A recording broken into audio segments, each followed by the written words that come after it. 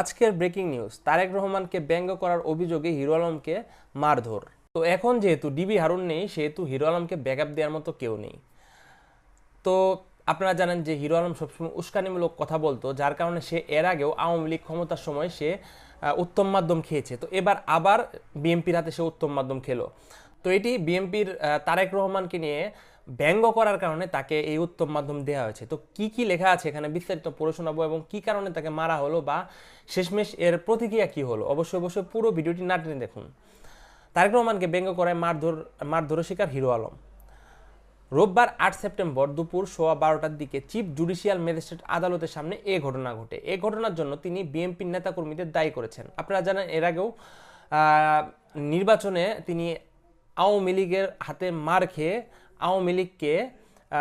আওয়ামী লীগের নেতাদেরকে দায়ী করেছেন। তো এবার আবার সে বিএনপির নেতাদেরকে দায়ী করছেন।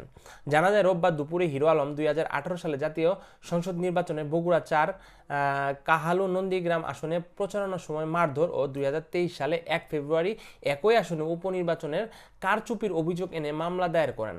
মামলায় উবাইদুল কাদের, বগুড়া 4 আসনের সাবেক সংসদ সদস্য রেজাউল করিম তানসেন ও সাবেক প্রধান নির্বাচক কমিশনার কাজী হাবিবুল আউলিয়া সহ 39 জনকে আসামি করা হয়। দেখেন, হিরো আলম নির্বাচনে মার খাওয়ার পরে তিনি মামলা করেছিলেন, কিন্তু এবার এমন একটা পরিস্থিতি তৈরি হয়েছে তাকে ব্যাকআপ দেওয়ার মতো কেউ নেই, এবং তিনি মামলাও করতে পারছেন না। তার কারণ হচ্ছে বর্তমানে আওয়ামী লীগ ক্ষমতায় নেই।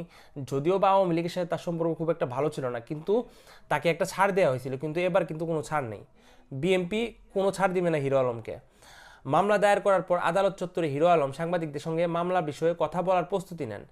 এমন সময়ে কয়েকজন যুবক তারেক রহমানকে নিয়ে কটূক্তি করার অভিযোগ এনে হিরো আলমের উপর আত্মর্কিত হামলা চালায়। প্রথমে তারা হিরো আলমকে কান ধরে উঠবস করিয়ে ক্ষমা চাওয়ার পরে তারা সড়কে নিয়ে এসে বেধড়ক মারধর করেন।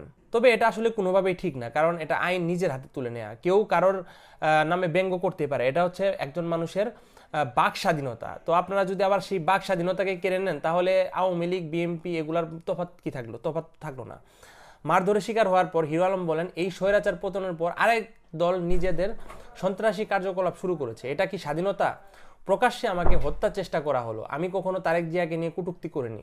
ডিবি হারুন আমার পরিবারকে জিম্মি করে রিজভী সাহেবের বিরুদ্ধে মামলা করিয়েছিলেন।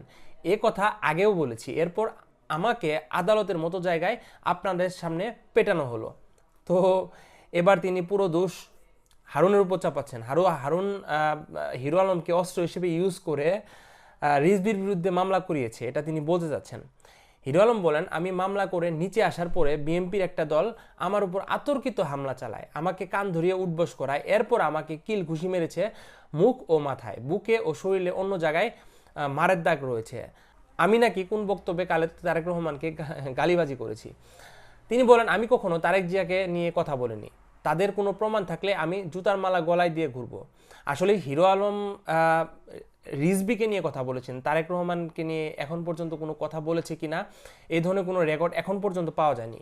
তো এটা আসলে মূলত রিজভির কারণেই এই মারধরটা করা। এ বিষয়ে জানতে চাইলে বগুড়া জেলা বিএনপি সহসভাপতি, বগুড়া জেলা আইনজীবী সমিতির সাধারণ সম্পাদক আব্দুল বাসেত বলেন, হিরো আলম মামলা করতে এসেছিল সরকারি লোকজন ও আওয়ামী লীগ নেতাকর্মীদের বিরুদ্ধে। বিএনপির লোকজন তাকে মারধর না করে বরং খুশি হওয়ার কথা, তো তাকে কেন মারবে? তিনি প্রশ্ন রাখেন, বিএনপির কোনো লোকজন তাকে মেরেছে, কারণ নাম বলতে পারবে কিনা তিনি। আসলে বিএনপির ভাবমূর্তি ক্ষুণ্ণ করার জন্যই এমন অভিযোগ এনেছে হিরো আলম। তো এখন তারা বলতে যাচ্ছে যে বিএনপির মান ক্ষুণ্ণ করার জন্যই এমন একটা প্রক্রিয়া হিরো আলম চালু করেছে।